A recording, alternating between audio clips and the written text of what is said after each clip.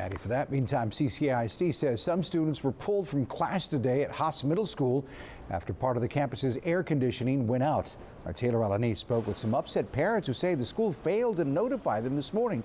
She joins us live with details. Taylor?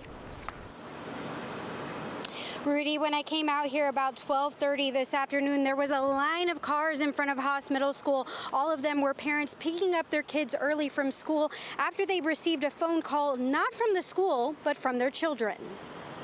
My son called me like 6 times to let me know that the air conditioner was off and that it was hot and he was sweating. And my son, he's really sensitive to the heat. They haven't released students because the air conditioning isn't out all over.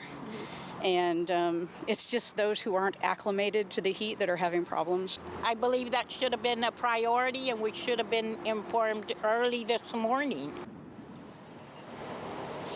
Haas Middle School parents and grandparents say they didn't receive a notification from administration saying that the air condition was broken.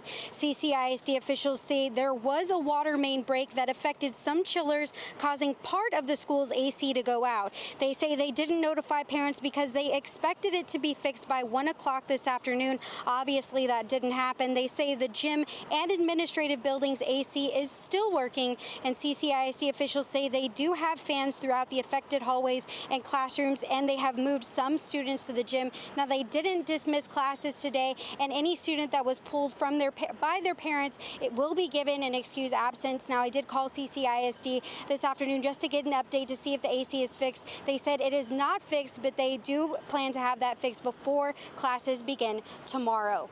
At Haas Middle School, Taylor Alanis, 3 News. All right, thank you, Taylor, for that.